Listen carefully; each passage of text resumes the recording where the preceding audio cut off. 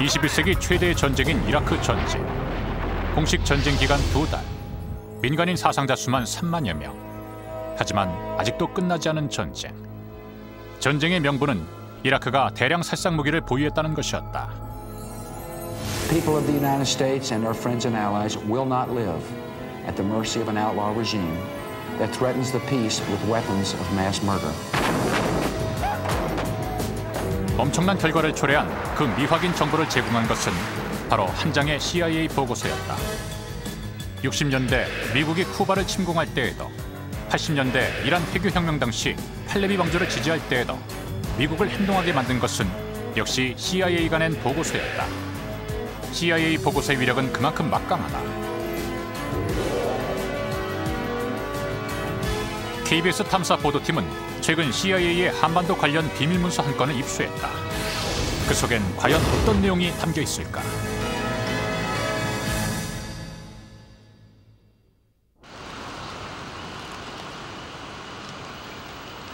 지난해 11월, 취재진은 미국의 조지 워싱턴 대학을 찾았다. 이 대학 안에 있는 NSA는 미국 정부의 각종 비밀 문서를 공개해 일반 시민들이 열람할 수 있도록 압력을 행사하는 문서 발굴 기관이다.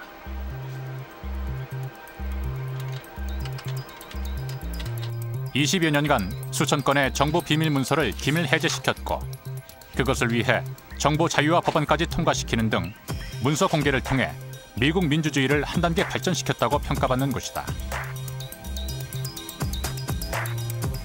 The mission of the National Security Archive is to bring out the primary sources for journalists, for scholars, for Congress, for the public, and even for policymakers who often don't know what each other is thinking. 지난해 ABC 방송과 공동기획해 에미상을 수상한 닉슨 인 차이나 역시 이 NSA가 발굴한 닉슨의 중국 방문 관련 비밀 문서를 토대로 만들어진 작품이다. 그동안 NSA가 공개 요청을 해서 세상에 알려진 한반도 관련 기밀 문서들도 적지 않다. 대표적인 것이 이른바 오버더퍼 컬렉션으로 불리는 비밀 문서들. 38년간 워싱턴 포스트의 기자 생활을 한 오버더퍼는 70년대부터 80년대까지 주한 미 대사관을 중심으로 오고 간 비밀 문서를 바탕으로 2개의 한국이란 저서를 썼다. NSA에서도 한반도 관련 문서는 중요한 비밀 해제 대상이다. NSA는 지속적으로 동북아 관련 문서들의 비밀 해제를 요구하고 있다. We've gotten the declassification of thousands of pages of documents that relate to Northeast Asia, to Korea Peninsula, to Japan and China and their relationships with Korea and with the United States. This has been a long-term process where we have filed thousands of Freedom of Information Act requests to ask for the release of the policy documents. 최근 NSA는 KBS와 공동 기획으로 한반도 관련 문서 한 건을 비밀 해제시켰다. 1998년에 CIA가 작성한 총 36페이지에 달하는 장문의 보고서. 지금까지 공개된 한반도 문서 중 가장 빠른 것이 80년대 문서라는 것을 보면 이 문서의 가치를 짐작할 수 있다. CIA를 포함해서 미 행정부처에서 나오는 문서의 자동 비밀 해제 기간이 평균 25년입니다. 25년짜리도 있고 30년짜리도 있고 그런데 이 문서가 1998년에 작성된 것이 2023년경에야 나와야 될 문서를 NSA가 그 정보공개법, 그 FOIA를 통해서 요청을 해서 입수를 했고 그것이 우리 한국 일반인들에게 알려졌다는 사실이 이 문서로 봐서는 큰 수확이라고 볼 수가 있습니다. 북한 붕괴 시나리오의 시사점에 대한 연구라는 제목의 보고서. 보고서에 기록된 작성 시점은 1998년 1월. 이 보고서는 비밀 문서로 분류돼 있다. 비록 비밀 해제가 되긴 했지만 군데군데 지워진 부분이 남아있어 이 보고서가 다룬 내용이 여전히 민감한 사안임을 알 수 있다.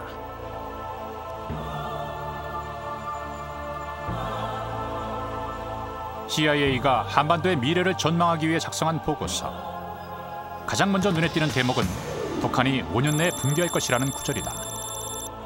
I thought this was one of the most remarkable and provocative documents I've ever seen in relation to Korea and to a certain extent in relation to almost any country. This is the kind of exercise within the intelligence community that never took place in relation to the Soviet Union when it was collapsing. 이게 내부용으로 사용됐기 때문에 미국 측에서의 인식과 더불어 이 사람들이 어떠한 전략들을 고민했고 어떤 전략들을 선택했는가 이런 거에 대해서 아주 귀중한 정보를 주고 있습니다. 이 보고서가 작성된 지난 98년 1월 미 중앙정보국의 회의실에는 비밀회의가 소집됐다. 참석자는 전 현직 정보부 관리와 학자, 군사 전문가, 연구원 등 20여 명. 리처드 커 전직 중앙정보국 부국장을 비롯해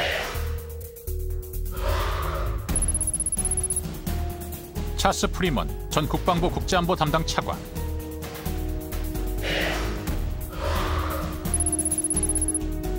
에릭 맥베이든 전 해군 제동 및 주중 국방부 무관 등의 동북아 군사 전문가들이 대거 참석했고,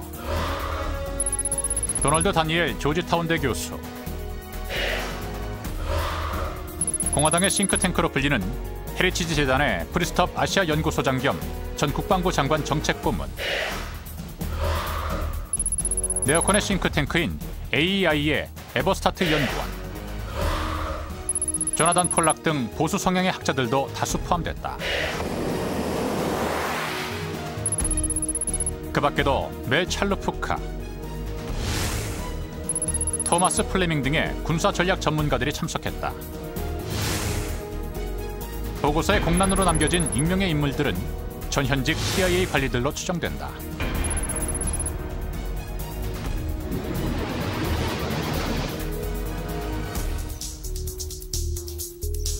그들을 포함한 참석자의 수는 공개된 인물만 모두 20명. 결국 1998년 1월 CIA는 광범위한 동아시아 군사 전문가 및 학자들을 불러 한반도의 미래에 관한 대토론회를 열었던 셈이다. It's important that the intelligence community be reaching out to people beyond the intelligence community who have some expertise in the area. So from that standpoint, it's a perfectly reasonable exercise. The problem is that most of the people who were invited to talk really are experts on the region. A few of them are experts on South Korea. There were very few actual specialists on North Korea in that region. 그렇다면 이 비밀 문서 속에는 어떤 내용이 들어있을까? 문서 첫머리에서 그들은 코리안 엔드게임이란 보고서를 작성하게 된 배경을 밝히고 있다.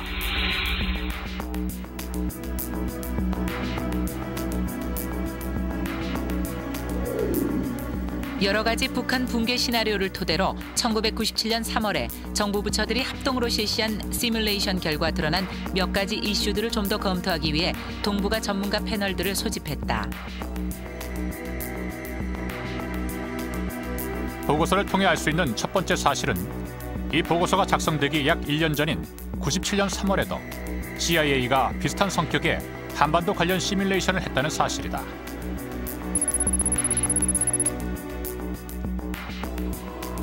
가상 실험의 내용은 북한에서 일어날 수 있는 3가지 상황에 대한 검토다.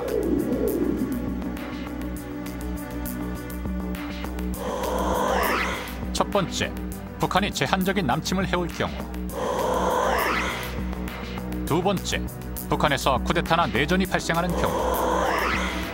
세 번째, 남한 주도하에 평화적 통일이 달성되는 경우가 그것이다. 3가지 시뮬레이션의 공통점은 모두 북한의 붕괴로 이어진다는 점이다. 결국 1997년 3월, 미국은 북한이 붕괴할 것에 대비하고 있었던 것이다. 그 시기 북한에선 어떤 일이 일어나고 있었을까? 못 갔습니다. 가지 마십시오. 지난 94년 7월 김일성의 사망은 북한 권력 체계의 급격한 변동을 의미했다.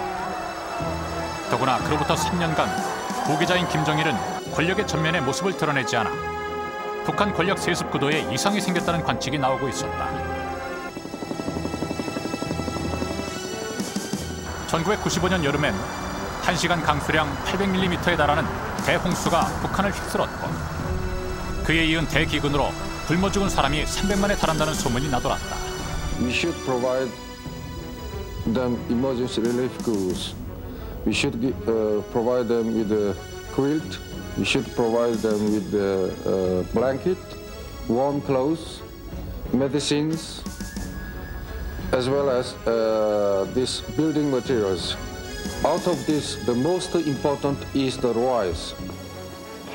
사상 최초로 외국에 공식적인 구호 요청을 할 정도로 경제난에 봉착한 북한은 금방이라도 붕괴할 것으로 여겨졌던 것이다.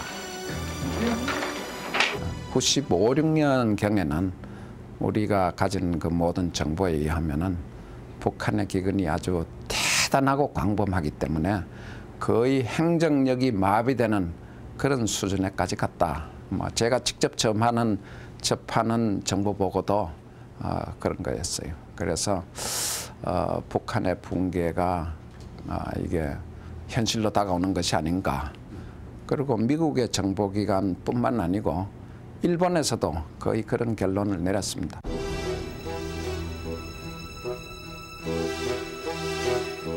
중국으로의 탈북자가 대량으로 발생하기 시작한 것도 바로 이 무렵이었다.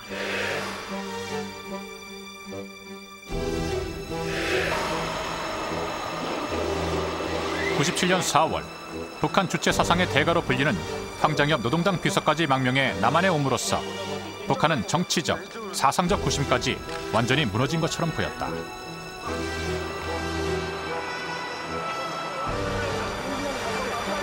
김일성 사망 이후에 과연 북한을 이끌어 나갈 지도자가 김정일로서 합당하겠는가?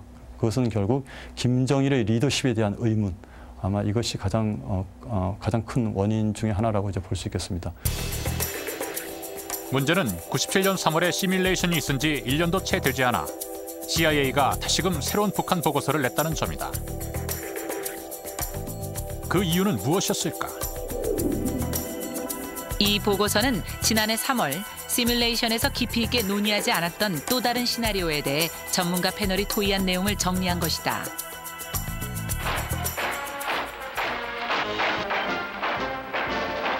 (1998년 1월) CIA가 검토해보자 했던 것은 97년 3월의 시뮬레이션에서 깊이 있게 다루지 못했던 또 하나의 상황, 북한이 금세 붕괴되지 않는 경우에 대한 검토였다. 우리는 남북한이 생각보다 긴 경쟁적 병종 기간을 가질 가능성, 그리고 그것이 무엇을 의미하는지에 대해 심도 있게 논의해 줄 것을 요청했다. 그 1년간 어떤 변화가 있었기에 그들은 새로운 시뮬레이션을 필요로 했을까? 김정일 동지께서 우리 당의 공인된 총비서로 높이 1997년 10월 북한의 김정일은 조선노동당의 총비서 자리에 올라 권력을 장악했음을 선언하고 그해 12월 남한에선 역대 대통령 중 가장 진보적인 것으로 평가되던 김대중이 대통령으로 당선된다. 남북한 양측에 발생한 97년 초와는 전혀 다른 상황. 미국은 그 달라진 상황에 대처하려 했던 것이다. 당시만 하더라도 미국의 주된 지배적인 관점은 북한의 붕괴가 몇 년 내로 임박했다라는 관점이 정책 결정자들 사이에서 상당히 광범위했었고요. 그러한 어떤 위기감 속에서 미국의 국익을 지키기 위해서 어떻게 한반도에 개입할 것인가에 대한 이제 시뮬레이션이 필요했던 상황이죠. 그에 대해서 얼마나 미국이 이제 치밀하게 준비하고 있는가를 잘 보여주고 있는 보고서라고 할 수 있습니다. 그렇다면 그 회의석상에서 토론은 어떻게 진행됐을까? 한반도에서 발생한 새로운 상황, 곧 남북한이 공존하는 상황을 파악하기 위해 그들은 세 가지 가능성을 검토한다. 남한 중심의 평화적 통일의 가능성, 장기간 남북한이 공존할 가능성, 단기간 동안만 북한이 공존하다 붕괴할 가능성이 그것이다.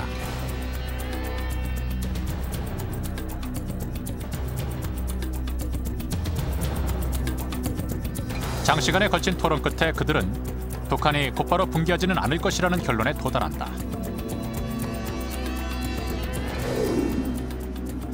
전문가 패널은 단시일 내에 북한 정권이 반드시 붕괴하지 않을 수도 있다고 봤다. 불안한 듯 보였던 김정일의 권력 승계가 이뤄지고 있었고 붉은 길을 끝까지 지켜나갈 것이며 자주성을 옹호하는 세계인민들과 굳게 단결하여 당장은 내부 권력 투쟁으로 북한이 붕괴할 가능성은 없어 보였다. 솔직히 말해서 우리는 국제사회계에서 우리에 대한 식량을 많이 기증해 줄 것을 보수하는 바입니다.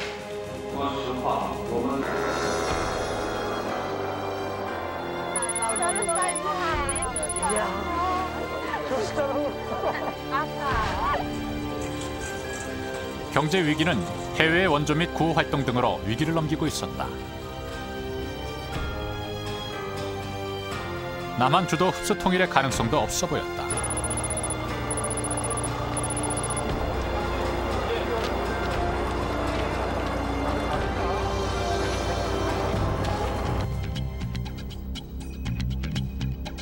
그렇다고 해서 그 공존의 기간이 길 것이라고 보지는 않았다. 김정일 정권 앞에 놓인 여러 문제들을 고려하면 북한 스스로 조만간 겪게 될 경착륙에 대처하기엔 시간이 너무 짧을 것이다. 결국 참가자들의 의견은 북한이 오래 버텨도 5년 내 붕괴한다는 것으로 모아진다. 비록 패널 참가자들의 관점이 일치하지는 않았지만 대다수는 북한이 점점 악화되는 상황을 5년 이상 버틸 수 있을 것인가에 대해 회의적이었다.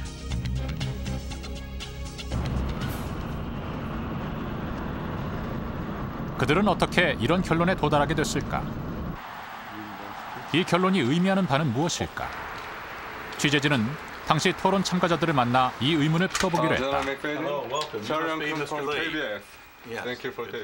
참가자 중에 한 명인 에릭 맥베이든 전 해군 제독은 당시엔 북한 붕괴를 기정사실화했다고 증언한다. We were considering the collapse of North Korea as a realistic outcome.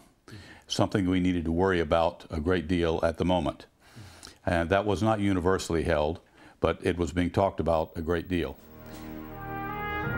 하지만 주 중국 미국 대사관의 무관으로 중국에서 상당한 기간을 보낸 그는 중국의 원조로 북한이 지탱해 나갈 것이라 전망했다. 문제는 적지 않은 참가자들이 그런 상황을 불만스러워했다는 것이다. And that aid from China has remained on the margin. But it has been enough to sustain North Korea. And of course, hardline Americans were unhappy about that. They wanted the Chinese to take harsh action and maybe even bring about the collapse of North Korea. 조지타운 대학의 국제관계학 교수 도널드 다니엘 교수는 토론이 북한의 붕괴 가능성에 집중돼 있었다고 증언했다. The first event that we did was specifically oriented towards the question of would North Korea collapse internally? And the term that was used at the time was would North Korea implode? That was the term that was used. And I think one of the conclusions, though, that we came from that was over the long term, it seemed difficult to suggest that North Korea would remain a viable state.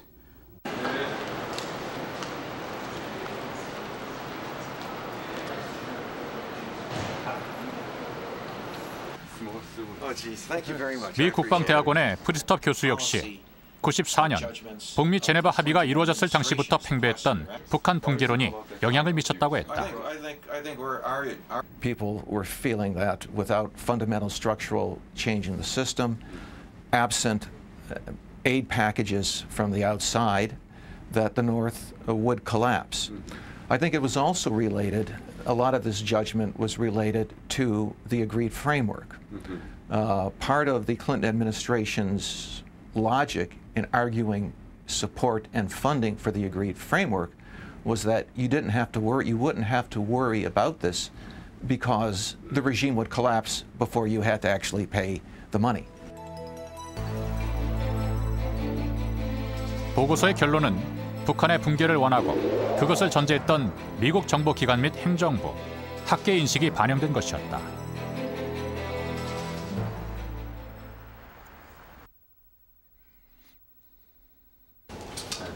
페리에 이어 미 국무부의 대북정책조정관을 지낸 웬디 셔먼은 이 보고서의 내용이 CIA를 비롯한 강경파들의 희망사항이었다고 말한다.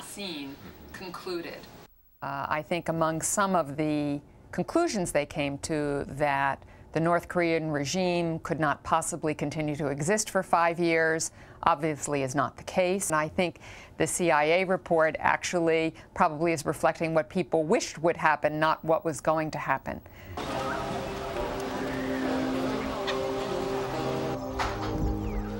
CIA 보고서가 작성된 지 1년도 채 지나지 않아 클린턴 미 대통령은 북한 관련 정책을 전반적으로 재검토하기 시작한다.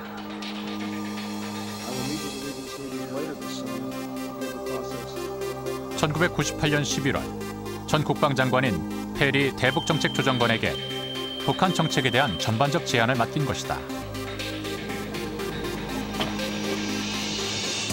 페리는 99년 5월 클린턴 대통령의 특사 자격으로 웬디 셔먼 등 북한 정책 검토팀을 이끌고 북한을 방문한다. 가장 중요한 것은 북한 당국의 의사를 직접 확인하는 것이었다. 8개월간의 진지한 검토 끝에 페리 보고서라 불리는 새로운 대북한 정책이 입안된다. Everyone else who had an interest on the Korean Peninsula to come up with a new policy for the United States. The result of that, as you know, was the Perry report, and Dr. Perry and myself, along with a fine team of professionals, and working very, very closely with South Korea and with Japan, moved forward to implement the Perry policy. I have reviewed the key findings.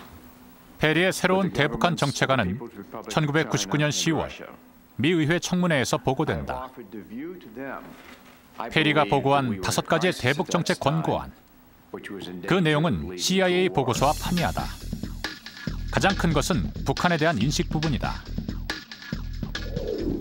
북한 체제 변화가 임박했다는 증거는 없다. 그러므로 미국의 정책은 미국이 바라는 모습이 아닌 있는 그대로의 북한을 다뤄야 한다.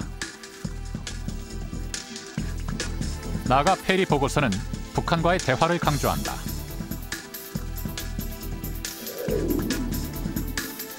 제네바 합의는 영변 핵시설에서 플루토늄 생산 동결과 검증을 가능케 했고 플루토늄 생산 시설로 의혹을 받았던 금창내 지하시설과 관련해 미국이 북한과의 협의를 성공적으로 마칠 수 있는 기반이었다. 우리는 제네바 합의를 약화시키거나 대체하지 말고 보완해야 한다. 필요하다면 북한과의 관계 정상화를 논의할 수 있다는 파격적인 내용까지 포함돼 있다. 북한과의 협력을 통해 핵무기와 미사일 활동을 종식시키고 안정이 유지될 수 있다면 미국은 북한과 관계 정상화를 준비해야 하며 한국의 대북 포용 정책 및 평화 공존 정책과 공동 보조를 취해야 한다. 여러 가지 형태의 강압적 수단을 통해서 북한을 일단 철저히 굴복시키고 그리고 나면 이후에 뭐 경제적 패키지라든지 궁극적으로 수교까지 생각할 수 있다라는 그런 일방주의적 패러다임에서 이제 상호간에 주고받는 이제 일괄적인 딜이라고 하는 그러한 좀 상호작용적인 패러다임으로 변화했다라는 점에서 그건 상당한 진전이라고 볼 수 있습니다. 도대체 어떻게 이런 대전환이 가능했을까? 이 나라에서 첫 인공지구 위성 성과적으로 발사. 우리의 과학자 기술자들은 다계단 운반 로켓으로 첫 인공지구 위성을 궤도에 진입시키는 데 성공하였다. 대북 정책 검토의 직접적 계기가 된 것은 98년 8월에 북한이 쏘아 올린 미사일이었다. 북한이 인공위성이라 주장했던 대포동 미사일. 궤도에 정확히 진입시켰다. 미사일 발사 후 먼저 경악한 것은 일본이었다. 일본이 대포동 미사일의 사정권에 들어있는 것이 확인됐기 때문이다.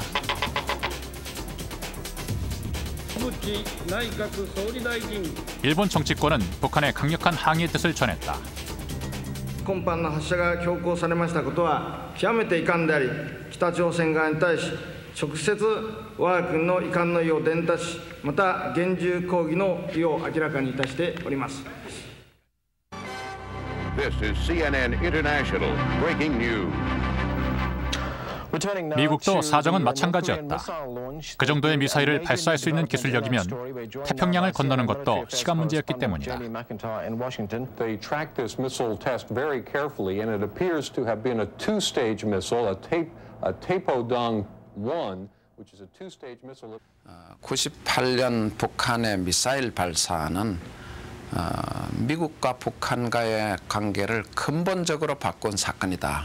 저는 그렇게 봅니다. 왜 그러냐면은 북한이 쏜 그 대포동 미사일이 2,000km 이상 갔거든요. 그리고 연료에 있어서도 고체 연료를 사용한 것으로 보인다. 따라서 고체 연료를 사용하고 2,000km 이상을 가게 되면은 그것은 대기권을 뚫고 어떤 그 다른 대륙까지 갈 수 있는 능력의 징조다. 한반도 차원을 넘고 동아시아 차원을 넘어서 미국 본토에 대량 살상 무기를 가지고 공격할 수 있는 그런 능력을 지닌 것은 이거는 미국으로서는 심각하게 받아들여야 되겠다. 북한으로서는 미국의 관심을 끌 획기적인 조치랄까, 획기적인 정책이 필요했던 것입니다.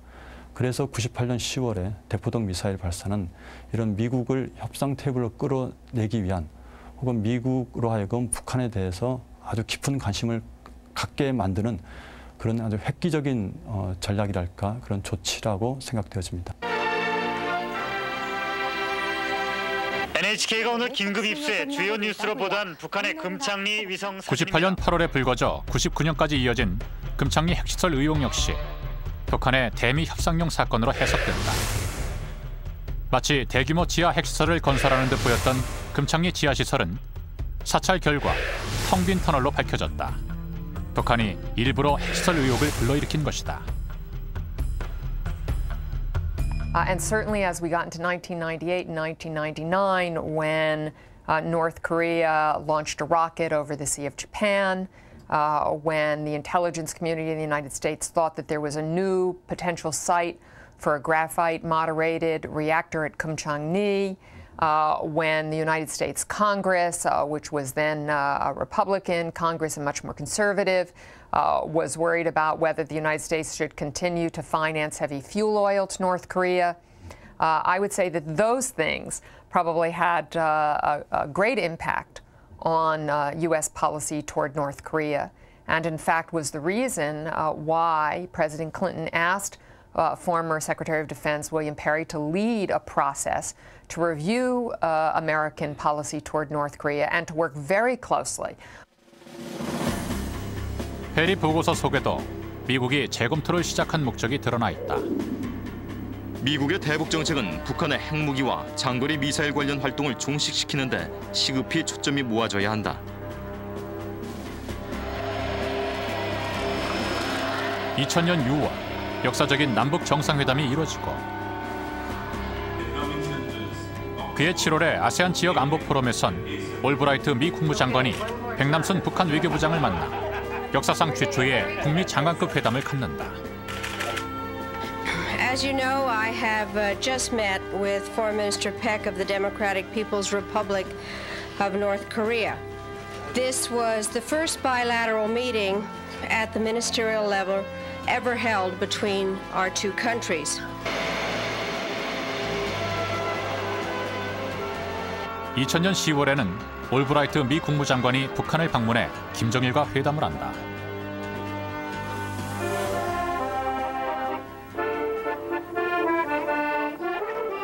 그것은 미국 고위급 인사가 북한을 처음으로 진지하고 솔직하게 대면하는 순간이었다.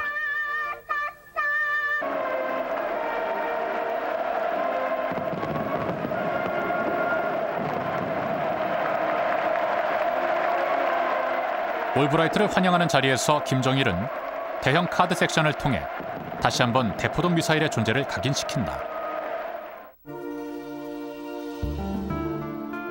올브라이트의 자서전에는 당시의 느낌들이 생생하게 담겨져 있다. 카드 섹션 중간 부분에 대포동 미사일이 나타났는데 김정일 위원장은 내 쪽으로 몸을 기울여 통역을 통해 말했다. 저것이 우리의 첫 번째 미사일이고 그리고 마지막 발사요. 나는 김 위원장에게 한반도상에 미군이 주둔하는 문제에 대해 어떻게 생각하느냐고 물었다. 그는 냉전이 끝난 후 자기 정부의 관점이 변했다고 대답했다.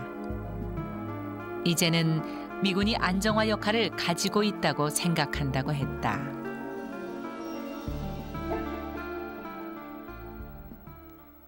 KBS가 입수한 2000년 10월 미 국무부 비밀문서 속에서조차 체어맨 김정일이라는 표현이 등장할 정도로 북미 관계는 급속도로 진전된다.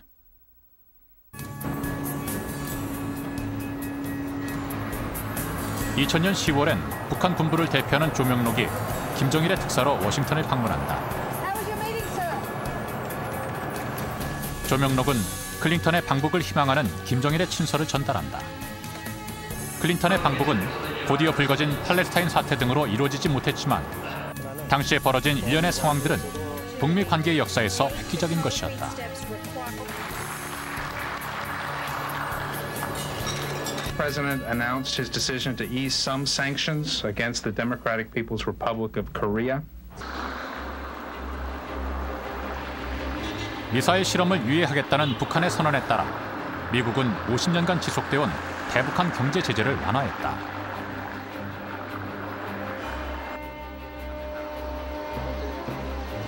북한산 상품 및 원자재 수입이 허용되고 미국 소비재 상품의 대북한 판매 및 금융 서비스가 허용됐다. 북한 체제의 생존을 위해 북한이 그토록 열망하던 북미 수교가 눈앞에 다가왔다고 생각할 정도로 상황은 좋았다. 당시에 러시아, 평양 주재 러시아 대사관에 있던 외교관 알렉산더 보론초프가 그 회고원 그 기사를 한 번 봤습니다. 그때 평양은 완전히 그 미국하고 곧 수교가 되는 것처럼 그냥 분위기가 그렇게 무르익어가고 있었다. 뭐 미 제국주의 타도니 하는 말들을 그렇게 강하게 내세우던 사람들이 완전히 180도로 돌아가지고 그냥 친미 일색으로 나가는 걸 보면서 북한이 얼마나 미국과의 관계 개선을 연망하는지를 자기는 역으로 읽을 수 있었다. 그런 식의 얘기를 최근에 했습니다. 미국에서. 사람들은 그냥 미국과의 관계 개선을 그렇게 열망하고 있습니다. 미국이 지금 손을 안 내밀어줘서 그렇지 북한은 미국과의 관계만 개선이 되면은 자기네들은 살아남을 수 있다고 보는 거죠.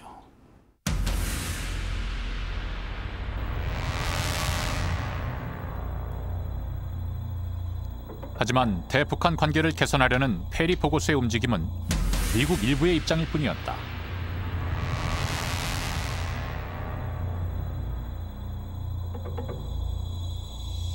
페리 보고서가 작성되기 직전 페리 보고서와는 판이한 또 하나의 보고서, 아미티지 보고서가 작성된다. As well as many of Al-Qaeda's associates in countries like 아미티지는 부시 일기 행정부의 국무부 부장관을 지낸 인물로 공동 작성자인 폴 울포이치 역시 부시 행정부에서 국방부 부장관을 지낸 이른바 네오콘의 중심 인물이다. 보고서는 이렇게 시작된다. 1994년 10월 21일 북미 제네바 합의 이후 한반도와 동북아시아 안보 상황은 질적으로 악화되었다.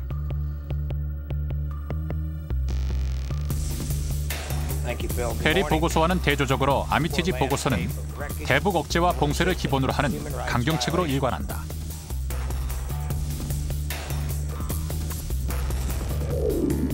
미국은 억제력을 유지하고 필요하면 강화해야 한다.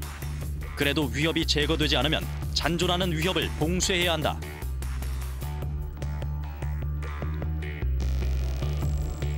보고서에는 현재 부시 행정부 하에서 이루어지고 있는 육자회담에 대한 언급도 나온다. 이미 1999년부터 미국의 강경파들은 육자회담을 준비했던 것이다. 미국은 일본, 한국과 함께 북한의 안보를 다룰 육자회담을 제안해야 한다.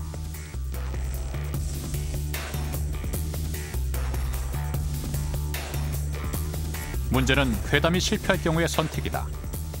필요하다면 선제 공격까지 가능하다는 초강경책을 제안하고 있기 때문이다. 현 부시 행정부의 대북한 정책과 유사한 입장이다.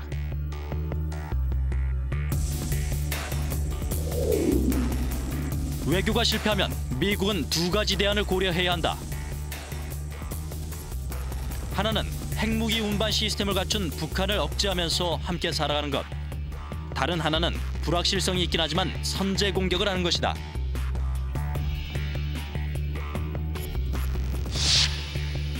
아미티지 보고서는 미국 강경파의 입장을 대변한다.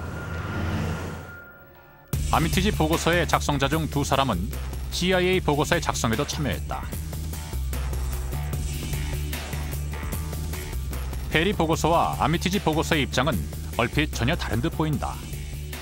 하지만 유사시의 대응 방안은 크게 차이가 나지 않는다. 페리 보고서의 결론은 이중 전략의 채택으로 내려져 있다.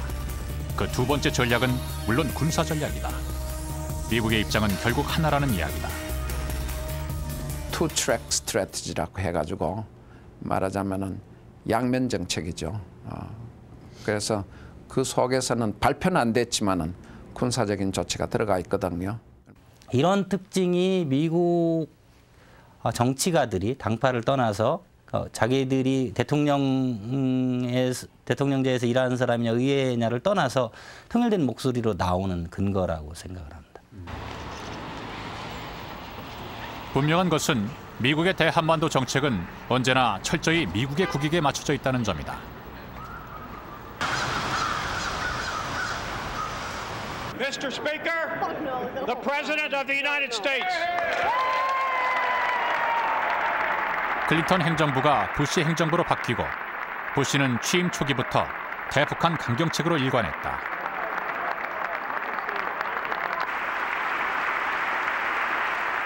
North Korea is a regime arming with missiles and weapons of mass destruction while starving its citizens. States like these and their terrorist allies constitute an axis of evil, arming to threaten the peace of the world.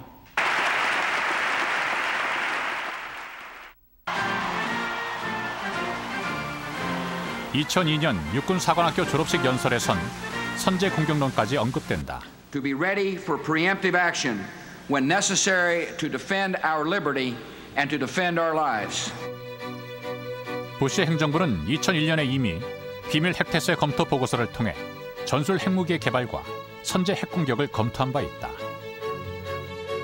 이제 부시 정부로 들어오면서 사실상 컨테인먼트, 봉쇄 이쪽으로 가고 있고, 그다음에 이제 압박 이쪽으로 가고 있고, 또 핵 문제를 가지고 그 북쪽과 대화를 하겠다고 하면서 계속 핵 문제 이후 아젠다를 계속 지금 자꾸 회담장 밖에서 제기하지 않습니까? As far as what the U.S. government wants, obviously there are some in Washington who think that somehow either you have collapse, and that's the end of the North Korean regime, or you can somehow, by keeping up the state of tension, keep Japan and South Korea locked into firm alliance with the United States. 98년 1월에 작성된 CIA 비밀 보고서의 예측은 적중하지 않았다.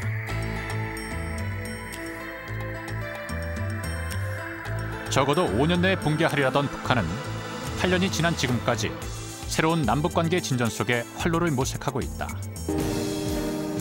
보고서가 작성됐던 1998년엔 역사적인 금강산 관광길이 열렸고, 휴전선으로 가로막혔던 경의선도 다시 개통식을 가졌다. 경의선과 동해선의 철도 공문을 열고 있습니다. 2000년 11월에는 남한의 자본, 남한의 기업들이 개성에 2천만 평 규모의 공단을 건설하기 시작했다. 모두 축하의 박수 부탁드립니다. 북한의 경제난을 해소하기 위해 지원도 끊이지 않았다.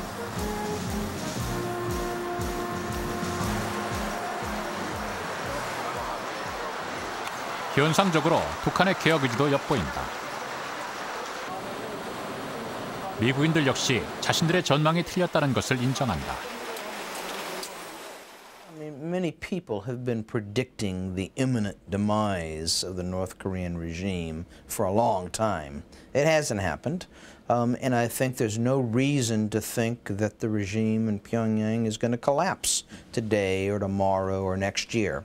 Indeed, it seems to me that it's far stronger today than it was 6 or 7 years ago. So I would expect that North Korea and the communist leadership in North Korea would continue to sort of stagger along, not doing very well, but not collapsing either. 당시 보고서는 남한이 북한의 경제난 해소와 통일을 위해 큰 노력을 하지 않을 것으로 전망했다. 실질적인 긴장 완화가 이루어지려면 시간도 오래 걸리고 엄청난 액수의 원조와 투자가 있어야 하는데 가장 중요한 당사자인 남한은 그런 일을 할 재원도 의지도 없다. 이번에는 코리아. 남한과 북한이 하지만 남북관계 개선에 적극적이지 않을 것으로 보였던 남한 정부는 적극적인 햇볕 정책으로 역사적인 남북 정상회담을 이뤄냈고 남북한은 나날이 가까워지고 있다. I think the things that we didn't foresee that I think are important is the rise of the 386 generation in the South, coming to power of this generation, political power, in both during both the presidency of Kim Dae-jung and Roh Moo-hyun. What we didn't foresee in this report was the 2000 summit, which has had a lasting impact in terms of North-South relations. And what we didn't see, I don't think, is the willingness of South Korea to support North Korea, even in the absence of change in the regime in the North, and even during the continuation of the nuclear crisis. 그들의 예견이 틀렸다면 우리가 보고서에서 읽어야 할 것은 과연 무엇일까? 그것은 바로 보고서 속에 보이지 않게 들어있는 미국의 대한반도 정책의 기조다.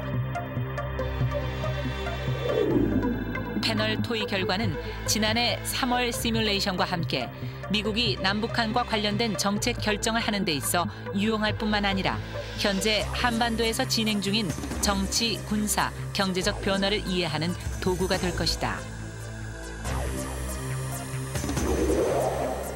이 보고서 이면에 깔린 미국인들의 의식, 정책을 결정하게 하는 판단, 그 판단에 따른 미국의 대응이다. 그렇다면 그들은 한반도에서 어떤 정책을 펴려하는 것일까?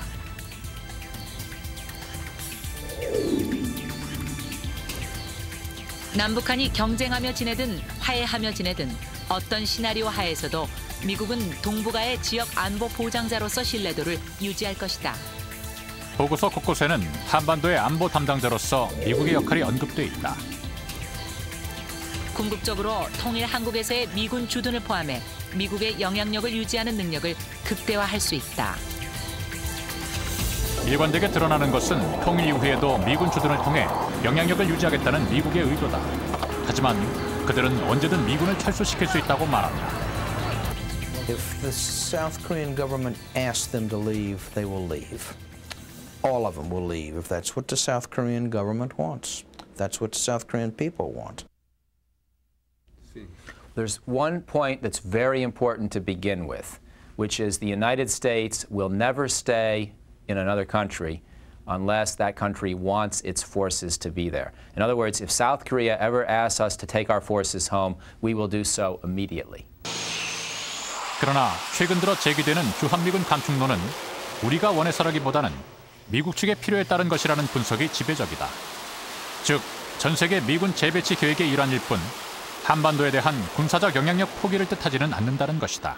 미국이 외국에 주둔하는 미군의 형태를 그리고 규모를 어떻게 할 것인가에 대해서 완전 지금 재검토하고 있거든요.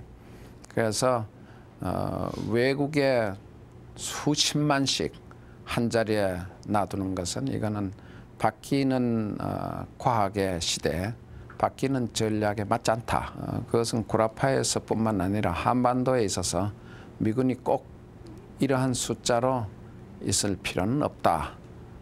그거는 재고할 수 있는 상황이다. 이렇게 봐야 되겠습니다. The strategic value is one, it exists as an ally right now. That's incredibly important. Secondly, it is on the mainland of Asia.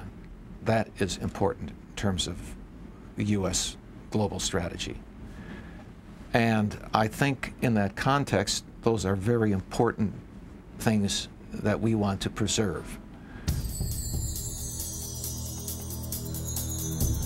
1998년의 보고서도 최근 남한 내부에서 일어나고 있는 주한미군 철수 압력을 이미 예견하고 있었다.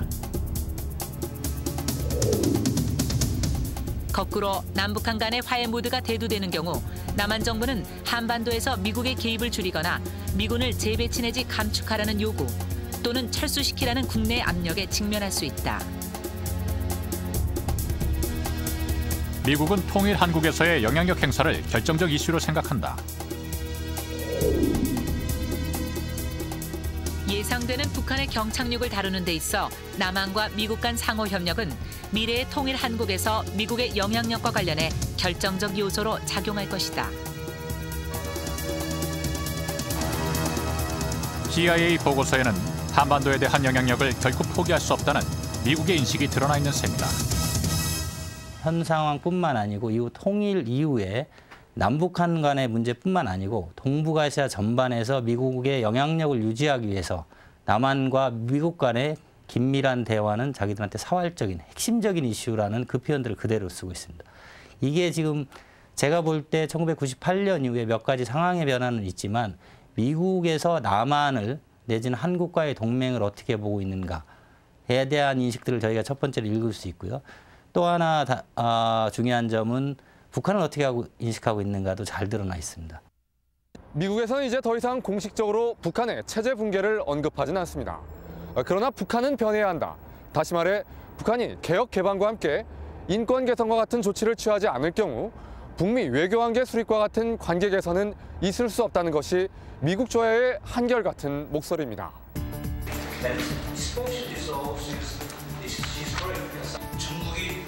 지난해 12월 서울에선 북한 인권대회가 열렸다. 미국 및 유럽연합의 인권운동가 등 1000여 명이 참석한 대회. 레프코위츠 북한 인권특사까지 참석한 이 대회는 미국 정부의 자금 지원으로 이루어졌다. Every year, North Korea has ranked among the worst of the worst in the world. The fact that it's so difficult to get details about the quality of life in North Korea is itself a very bad sign. Pushing for human rights in North Korea will have an enormous influence on the six-party talks for the better. Because dictatorships like the Pyongyang dictatorship will do everything in their power to change the subject when human rights issues are put on the table. 그런 자리가 되겠습니다. 12월 7일 버시바오 주한 대사는 관음클럽 초청 토론회에서 북한을 범죄 정권으로 지칭했다. This is a criminal regime, and we can't somehow remove our sanctions as a political gesture when this regime is engaging in dangerous activities such as. 미국의 대북한 강경책은 계속되고 있다. 미국은 최근 초정밀 위패의 제조처가 북한이라고 비난했고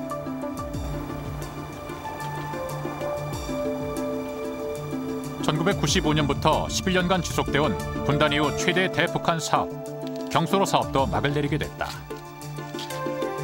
경수로 사업은 남북 분단 반세기 이래 최대 규모의 인력과 물자가 투입된 그리고 최초의 SOC, 즉 사회 간접 자본 시설이었습니다. 지난 1월 8일 함경남도 신포에서 경수로 건설을 관리하던 한전 직원 등 56명의 인력이 전원 철수한 것이다. 경수로 사업의 종료 역시 미일의 무용론이 반영된 것이었다. And the U.S. commitment also is to negotiate step by step reciprocally. So there'd be reciprocal steps. Okay. Notice what happened, though. No sooner had that agreement been accepted by Washington than Christopher Hill was forced by Washington, by the Hawks, to go and make a final statement at the talks, which was then released in public, which said that Quito was shut down. 미국이 너그럽게 손을 잡아주면은 중국이나 소련은 그 손을 잡았고 벼랑 끝 전술을 쓰지 않고 문제를 풀어나가는 식으로 협조를 했습니다. 유독 북한에 대해서만 강하게 밀어붙이니까 북한으로서도 벼랑 끝 전술을 쓸 수밖에 없지 않느냐.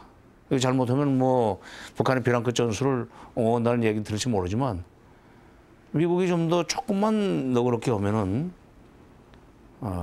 북한으로서는 벼랑 끝 전술을 쓸 하등의 이유가 없고 또 북한이 벼랑 끝 전술을 안 쓰면 그만큼 우리 국민들이 편해집니다. 그 아무것도 없는 사람한테 너 그런 짓 하지 말라고 얘기해봐야 소용이 없어요. 미국을 비롯한 여러 대표단들도 북핵 위기 속에서 대북 강경책으로 일관하는 미국. 그 사이에서 우리는 어떻게 대처해야 할까? CIA 비밀 보고서 안에서 그 실마리를 찾을 수 있다. 미국이 남한을 배제하고 대북 관계를 주도한다는 오해는 통일한국에서의 미국의 지위를 위험에 처하게 할 수 있다. 이전의 한반도 위기 시뮬레이션과 마찬가지로 악화되는 한미 관계는 어떤 형태든 군대를 주둔시키려는 미국의 심각한 위협이 되고 미일 안보 관계에도 큰 부담으로 작용할 것이다.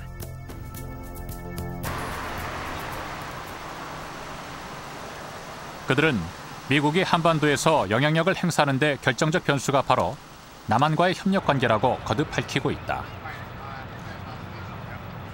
미국의 정책 역시 남한 정부와 남한 국민들의 반응에 영향받지 않을 수 없다는 것이다.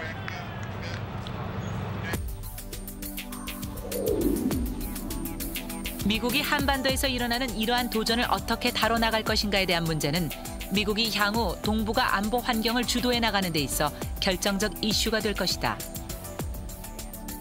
미국은 향후 동북아시아에서 영향력의 확대, 영향력의 유지는 한국과의 협조에 의해서 결정날 거다라는 판단들을 하고 있습니다. 불안정하고 불확실할수록 무엇은 꼭 잡고 가야 된다. 우리가 반드시 이거는 꼭 지켜야 된다.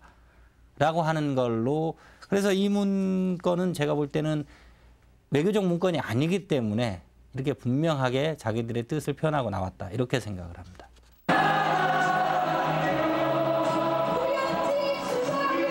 남한 국민들의 대미인식이 달라지고 있다는 사실을 미국은 그 누구보다도 잘 알고 있다. 결국 한반도 위에서 복잡하게 얽혀있는 남한과 북한, 미국의 관계. 그 열쇠는 우리 손에 있다는 얘기다. Is the United States going to have a very different role in the region in the future compared to the past? And here again, I think part of that is a decision to be made by Americans. Part of it is to be made by the people in the region. 보다 성숙한 한미 관계를 위해서는 우리의 자율성을 극대화시켜야 한다는 문제의식도 커지고 있다. 한국이 미국과의 관계에서 과거처럼 종속적 역할을 계속 자임하는 경우 또는 전통적 동맹국으로서 탄력 없이 추수로 일관하는 경우 한국의 지적 균형자로서의 역할은 크게 제한될 것입니다. 따라서 한국은 미국과의 동맹을 유지하면서도 보다 성숙한 관계를 설정하여 자율성을 한도 내에서 극대화하는 정책을 추구해야 할 것이며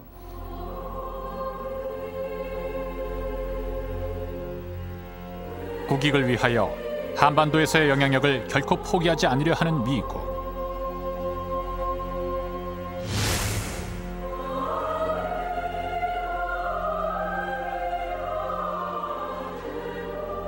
그리고 체제의 생존을 위하여 핵을 등에 지고 돌파구를 모색하는 북한.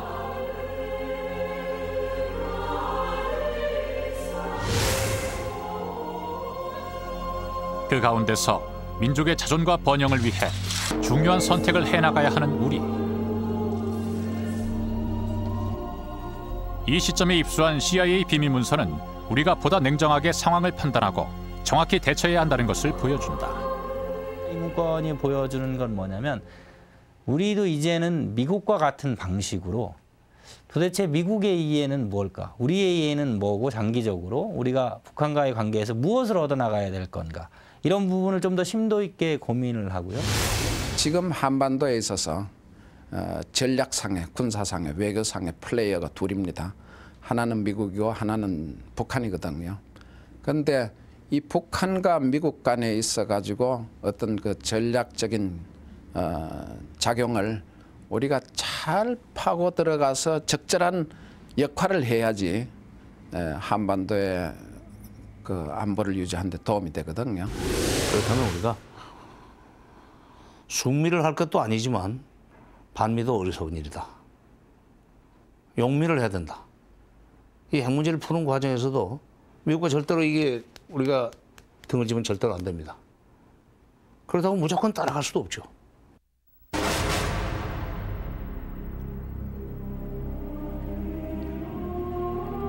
지구상에 남은 최후의 분단국. 그 분단을 종식시킬 방안은 무엇일까? 우리는 지금까지 CIA의 한반도 비밀문서를 통해 미국의 대한반도 정책의 이면을 들여다봤다.